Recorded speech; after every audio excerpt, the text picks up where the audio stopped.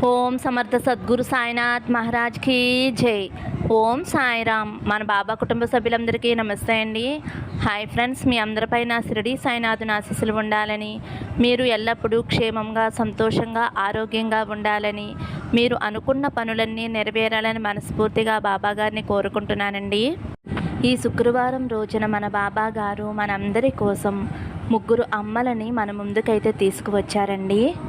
మన బాబా గారు ఏమంటున్నారంటే, తల్లి నీ ముందుకి ముగ్గురు అమ్మలను తీసుకువచ్చాను, నీవైతే ఒక అమ్మను తాకు.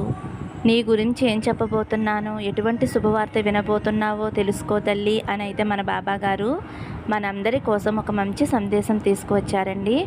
ఫ్రెండ్స్, తమ్మనేలు చూశారు కదండి. దుర్గమ్మ తల్లిని, లక్ష్మీదేవి అమ్మవారిని, చదువులమ్మ తల్లిని, ముగ్గురిని బాబాగారు అయితే మన ముందుకు తీసుకువచ్చారు. మరి మన బాబాగారు ఈరోజు మనకి ఏం తెలియజేయబోతున్నారో బాబాగారి మాటల్లోనే తెలుసుకోండి ఫ్రెండ్స్. వీడియోలోకి వెళ్ళే ముందు చిన్న రిక్వెస్ట్ అండి, మన వీడియోస్కి అయితే ఒక చిన్న లైక్ ఇవ్వండి ఫ్రెండ్స్.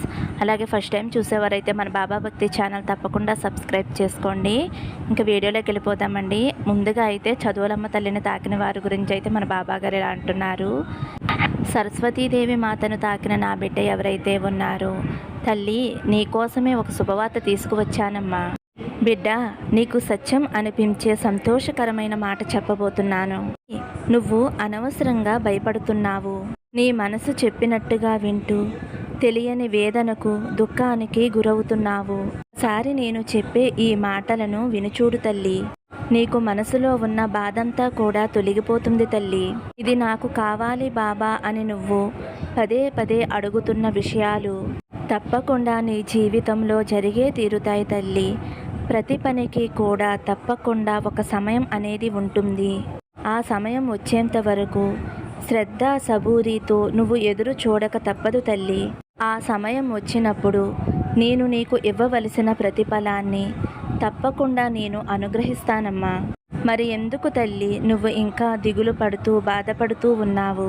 మనసులో ఉన్న భయం వలన, అనుమానం వలన నీ కళ్ళ ముందు ఉన్న నన్ను చూడలేకపోతున్నావు. మనస్ఫూర్తిగా మాట్లాడలేక దుఃఖపడుతున్నావు. ఈసార్లు నీ జీవితంలోకి నేను వచ్చి నీ కష్టాలు తొలగించాను. నీ హృదయం పైన చెయ్యి వేసుకుని గుర్తు చేసుకో తల్లి. నీకు చాలా ధైర్యము, నమ్మకము కలుగుతుంది. నీకు మళ్ళీ మళ్ళీ తెలియజేస్తున్నాను, నా బిడ్డవైన నీకు ఏ సమయానికి ఎలా ఇవ్వాలో నాకన్నా బాగా ఎవరికీ కూడా తెలియదు తల్లి. నీ మంచి గురించి, నీ బాగు గురించి నాకన్నా మరెవ్వరూ కూడా తెలుసుకోలేరు. ఎందుకంటే బిడ్డల గురించి తల్లిదండ్రుల కంటే మరింకెవరికి బాగా తెలుసు? కనుక నువ్వు నా బిడ్డవి తల్లి. నీ గురించి నాకన్నా మరింకెవరికీ కూడా తెలియదు. నాపైన సంపూర్ణమైన నమ్మకం ఉంచు, శ్రద్ధ సబూరితో ఉండు. నేను నీకు కావలసిన వాటిని నేనే నీ దగ్గరకు చేరవేస్తానమ్మా. ఇప్పటి నుంచి నీకు మంచి రోజులు రాబోతున్నాయి. నా మీద పూర్తి నమ్మకంతో ఉండు తల్లి. అలాగే నీ బిడ్డల చదువు విషయంలో నువ్వు ఆందోళన పడుతున్నావు కదమ్మా. వాళ్ళు ఎలా చదువుతారో, ఎటువంటి ర్యాంకులు తెచ్చుకుంటారో, మంచి మార్కులు రావాలి అని ఎంతో ఆశతో ఎదురు చూస్తూ ఉన్నావు కదా తల్లి. నువ్వు కోరుకున్నట్లుగానే నీ బిడ్డలు చదువులో మంచిగా రాణిస్తారమ్మా. నువ్వు కోరుకున్నట్లుగానే వారు ఉన్నత స్థానంలో ఉంటారు, మంచి ఉద్యోగాలు చేసుకుంటారు. నువ్వు నీ బిడ్డల కోసం ఈ చిన్న పరిహారం చేసుకో తల్లి. మంచి విద్యాబుద్ధులను ప్రసాదించే ఆ సరస్వతీదేవి మాతకి నువ్వు ఏదైనా ఒక శనివారం రోజున నీ బిడ్డల చేత మినపపిండి దీపారాధన చేయించు తల్లి. అలా చేయించటం వలన నీ బిడ్డలకి మంచి విద్యాబుద్ధులు వస్తాయి తల్లి. ఇది అక్షరాల సత్యం తల్లి. మీరు ఎప్పుడూ సంతోషంగా ఆరోగ్యంగా ఉండాలని, మీరు అనుకున్న పనులన్నీ నెరవేరాలని నా ఆశీస్సులు అందిస్తున్నాను తల్లి అని అయితే మన బాబా గారు చదువులమ్మ తల్లిని తాకిన వారి గురించి అయితే ఇలా చెబుతున్నారండి.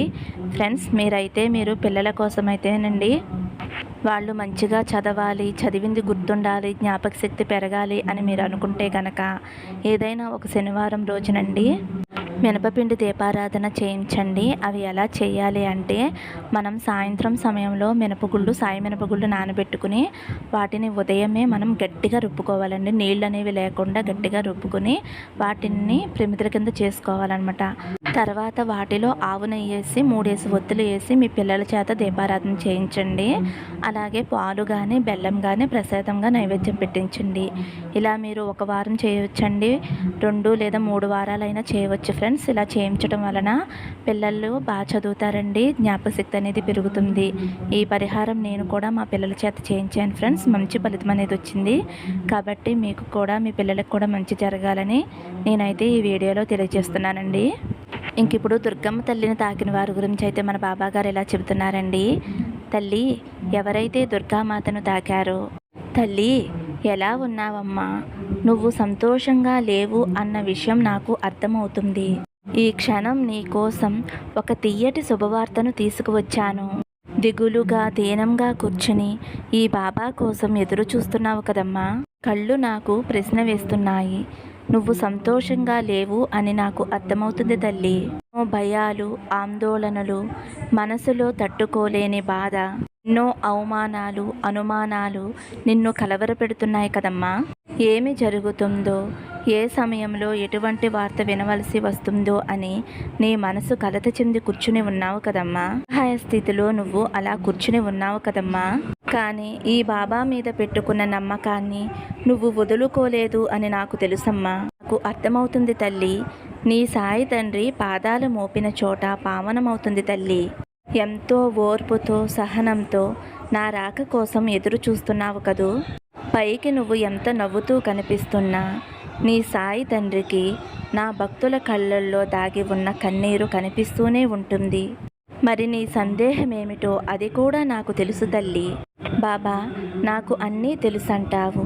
మరి నిన్ను నమ్ముకున్న వాళ్ళకి ఈ కష్టాలు, ఈ దుఃఖాన్ని ఎందుకు ఇస్తున్నావు?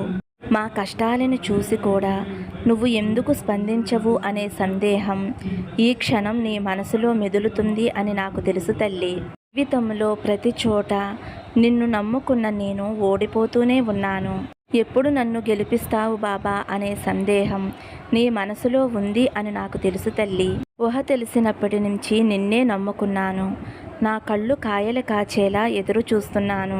కానీ నా జీవితంలో సంతోషం అనేది ఎప్పుడు దక్కుతుందో నాకు తెలియడం లేదు బాబా అని నువ్వు అనుకోవటం నాకు తెలుసమ్మా. ఎన్నేళ్ళు ఈ కష్టాలను నేను అనుభవించాలి? ఇంకా నాకు ఎన్నాళ్ళు ఈ కర్మ? చావలేక బ్రతకలేక మధ్యలో కొట్టుమిట్టాడుతున్నాను అని బాధపడుతున్నావు కదమ్మా. ఇంకా ఎంతకాలం ఈ కష్టాలు, ఈ ఒంటరితనం, ఈ ఒంటరి పోరాటం? నువ్వు ఉన్నావన్న ధైర్యమే ఇంకా నన్ను బ్రతికిస్తుంది. ఈ కష్టాలను, అవమానాలను నేను భరించలేకపోతున్నాను బాబా అని నువ్వు ప్రతిరోజు కూడా నా దగ్గర కోరుకోవటం నేను చూస్తూనే ఉన్నాను తల్లి. ఈ ఒక్కసారి నేను చెప్పేది జాగ్రత్తగా విను తల్లి. నువ్వు అనుభవిస్తున్నవి అన్నీ కూడా నీ జీవితంలోనే అతిపెద్ద పరీక్షలు. ఇదే నీ జీవితానికి అతిపెద్ద పరీక్ష. దీనిని నువ్వు కొంచెం ఓపికతో, సహనంతో తట్టుకుని ముందుకి వెళ్ళగలిగితే నీ జీవితం అంతా కూడా ఆనందకరంగా ఉంటుందమ్మా. నువ్వు కోరుకున్నవన్నీ కూడా నీకు దక్కుతాయి. నీకు తోడుగా ఎప్పుడూ నేను ఉన్నానమ్మా. కాలం ఎంతో సహనంతో, ఓపికతో, ప్రేమతో ఉన్నావు. ఇష్టం వచ్చిన బాబా నువ్వే నాకు దిక్కు అని అనుకుంటూ ముందుకు వెళ్ళావు. తిరిగి చూసుకోలేదు. చాలా మంచిది తల్లి. అదే ఆశతో, అదే నమ్మకంతో ముందుకు వెళ్ళు. ఈ కష్టాలు జీవితకాలం ఉండవు తల్లి. తప్పకుండా నీ జీవితంలో ఉన్నతమైన జీవితం లభిస్తుంది తల్లి. కానీ ఒక్క విషయం గుర్తుపెట్టుకో తల్లి. ఈ లోకంలో దేని మీద కూడా ఆశ పెట్టుకోవద్దు. ఎందుకంటే ఏది కూడా శాశ్వతం కాదు. అది వస్తువైనా బంధమైనా సరే. దేని మీద ఆశపడడం మంచిది కాదు.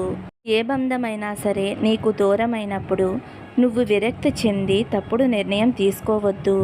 ఇది నీకు ఒక పరీక్షా కాలం. ఎవరూ కూడా ఈ లోకంలో శాశ్వతం కారు అనే విషయాన్ని నువ్వు ఎప్పుడూ ప్రతిక్షణం గుర్తుపెట్టుకునే ఉండాలి. అందరూ న్యాయంగా, సహనంతో, ఓపికగా, ప్రేమగా నీలాగే ఉంటారు. మరికొందరు అన్యాయంగా, విచ్చలవిడిగా ఒకరిని నిందిస్తూ ఒకరిని దోచుకుంటూ బ్రతుకుతారు. అలాంటి వారి జీవితమే బాగుంది కదా బాబా అన్న సంశయం నీ మనసులో మెదులుతుంది అని నాకు తెలుసు తల్లి. వారి జీవితం ఎలా ఉంది అని బయట నుంచి చూసి నువ్వు చెప్పకూడదు తల్లి. నాకు తెలుసు వారి కర్మఫలాన్ని వారు ఎలా అనుభవిస్తారో. నువ్వు నా బిడ్డవమ్మా. నేను ఎప్పుడూ నీకు తోడుగా ఉండి నిన్ను రక్షించుకుంటూ ఉన్నాను. నీ చెయ్య ఎప్పటికీ కూడా వదలను. ఈ ప్రేమ సహనం ఎప్పుడూ కోల్పోవద్దు తల్లి. ఇవి ఉంటే నీ జీవితంలో సాధించలేనిదంటూ ఏదీ లేదు తల్లి. నా మీద నమ్మకాన్ని ఉంచు. నా చెయ్యి ఎప్పటికీ కూడా విడవవద్దు. నీ చెయ్యి నేను ఎప్పుడూ విడవను తల్లి. నీకు ఈ నమ్మకము సహనం ప్రేమే ప్రతి కష్టంలోనూ ధైర్యంగా నిన్ను నిలుపుతుంది అయిందని నువ్వు అస్సలు బాధపడవద్దు.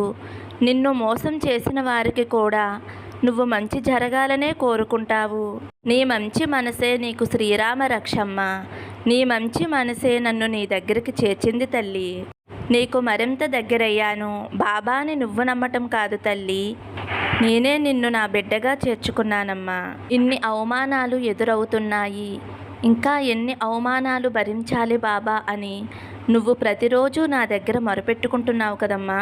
కానీ నువ్వు మాత్రం వారికి ఏ రోజు కూడా శాపనార్థాలు పెట్టడం, వారు అనుభవించాలి అని నువ్వు ఏనాడూ కూడా అనుకోలేదు.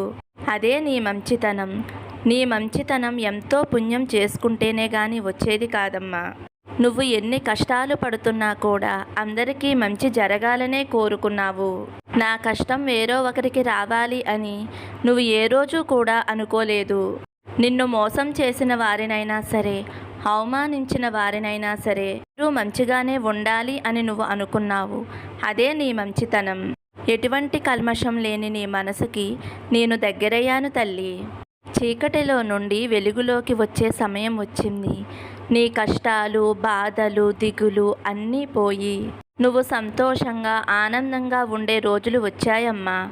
దేని గురించి కూడా నువ్వు దిగులు చెందవద్దు. నీ బాబా నీకు తోడుగానే ఉన్నాడు. నీకు అన్యాయం చేసిన వారికి, నిన్ను మోసం చేసిన వారికి, నిన్ను అవమానించిన వారిని వారు తప్పు తెలుసుకునేలా నేను చేస్తానమ్మా. ఎందుకంటే ప్రతి ఒక్కరూ తమ తప్పును తెలుసుకోవలసింది. నీకు కావలసింది ప్రతిదీ నేను ఇస్తాను. ఇక మీదట దేని గురించి కూడా నువ్వు దిగులు పడి ఆలోచించవలసిన అవసరం లేదు తల్లి. నీ తండ్రి నీకు అండగా ఉన్నాడు. ఇక దేని గురించి కూడా నువ్వు వెనక్కి తిరిగి చూడవలసిన అవసరమే లేదమ్మా. ఇన్ని రోజులు నువ్వు పడిన కష్టాలను, అవమానాలను, నువ్వు పడిన దిగులు, బాధలు అన్నీ కూడా ఇక మీదట నీకు దరిదాపుల్లో కూడా రావమ్మా. ఎప్పుడూ సంతోషంగా ఆనందంగా ఉండబోతున్నావు తల్లి. నువ్వు కోరుకున్న జీవితం నీకు దక్కపోతుంది. నేను నీతో పాటుగానే ఉండి నీ ఆనందమైన జీవితాన్ని చూసి నేను సంతోషించాలి అని అనుకుంటున్నాను తల్లి. ఈ తండ్రి నీతో ఉండగా ఇంకా దిగులెందుకమ్మా. నీకు ఆనందకరమైన జీవితాన్ని తీసుకువచ్చాను. నీకోసమే తీసుకువచ్చాను. నీ మంచి మనసుకు మెచ్చి నువ్వు కోరుకున్న సంతోషాలన్నీ నీ జీవితంలో ప్రసాదిస్తున్నాను తల్లి అని అయితే మన బాబా గారు దుర్గమ్మ తల్లిని తాకిన వారి గురించి అయితే ఇలా చెబుతున్నారండి. ఇప్పుడు లక్ష్మీ అమ్మవారిని తాకిన వారి గురించి అయితే మన బాబా గారు ఈ విధంగా అంటున్నారండి. తల్లి, నువ్వు అస్సలు బాధపడవద్దమ్మా. నీకు మంచి వార్త చెప్పటానికే నీ వద్దకు వచ్చాను. నీ కోసం ఒక అక్షయ పాత్రని తీసుకువచ్చాను. నీకు ఇచ్చే పాత్ర నిండుగా ఉంటుంది. నీకైనది జవిరి జవిరి ఇవ్వటానికి నా ఖజానా నిండి ఉంది బిడ్డ. కాలం ఎక్కడా కూడా ఆగకుండా జరిగిపోతూనే ఉంది. ఎప్పుడు నేను అడిగింది ఇస్తావు బాబా అని నిరుత్సాహం చెందకు తల్లి. ఇప్పుడు నువ్వు చాలా కష్ట పరిస్థితుల్లో ఉన్నావు తల్లి. ఏ ఒక్క రోజు కూడా మనశ్శాంతిగా లేవు. నువ్వు ఏమాత్రం కృంగిపోవద్దు తల్లి. ఈ స్థితిని ఎప్పుడూ దిగజారనివ్వను తల్లి. నీ పరిస్థితిని నేను మెరుగుపరుస్తానమ్మా. ఎన్ని శోధనలు వచ్చినా, ఎన్ని అడ్డంకులు వచ్చినా నీకైన అవసరాలు పూర్తి చేయబడతాయి. దేనికి కొరత లేకుండా చేస్తానమ్మా. ఇదే కదా నువ్వు నా దగ్గర అడిగావు. ఇదే కదా 2 చేతులతోటి జోడించి నన్ను ప్రార్థిస్తున్నావు. ఒక్కటి గుర్తుంచుకో అమ్మా, నా బిడ్డలకి ఎటువంటి కట్టుబాట్లు పెట్టను. నువ్వు ఏదైనా నన్ను అడగవచ్చు తల్లి. అధికారంతో నా బిడ్డ ఏదైనా నన్ను కోరవచ్చు. నువ్వు అడిగిన మంచిని నెరవేర్చి నీకు ఇవ్వవలసిన బాధ్యత నా మీద ఉందమ్మా. కాబట్టి నువ్వు ఏదైనా సరే ఎటువంటి భయము లేకుండా నన్ను అధికారంగా అడగమ్మా. బిడ్డ అడిగింది ఏదీ కూడా లేదు అని చెప్పను. నా వాకిలి ఎప్పుడూ తెరిచే ఉంచుతానమ్మా. ఎప్పుడైనా నా వద్దకు రావచ్చు, ఎప్పుడైనా నన్ను అడగవచ్చు. నువ్వు అడిగిందల్లా ఇవ్వటానికి నేను సిద్ధంగా ఉన్నాను తల్లి. నీకు ముందే చెప్పాను కదమ్మా, నేను నీ వద్దకి ఒక అక్షయ పాత్రతో వచ్చాను. నువ్వు తీసుకునే కొల్ది నీకు కావలసినవి దొరుకుతూనే ఉంటాయి. నువ్వు ఏది అడిగినా తప్పక ఇస్తాను తల్లి. కాబట్టి ధైర్యంగా ఉండు. ఏదీ కూడా అయిపోదమ్మా. నీకైన జీవితం, నీకైన మంచి కాలం తప్పక వస్తుంది. నీకైన సంతోషాలు నిండుగా నీ జీవితంలో ఉన్నాయి. అంతా అయిపోయింది అని ఎప్పుడూ కూడా బాధపడకమ్మా. చుక్కలన్నీ కలిపితేనే కదా ఒక అందమైన ముగ్గు ఏర్పడుతుంది. కాలం, దైవం కలిసి వస్తేనే నీ జీవితం అందంగా మారుతుంది. ఎంతో విలువైన అక్షయ పాత్ర నీకోసమే తీసుకువచ్చాను కదమ్మా. నీ చేతులు ఎప్పుడూ కూడా ఒట్టి చేతులుగా ఉంచను తల్లి. చేతులను నిండుగా నింపటానికే నీ బాబా నీతో ఉన్నది. అవును తల్లి, నీ చేతులు నిండబోతున్నాయి. నీ చేతి నిండా నిధిని నింపుతున్నాను.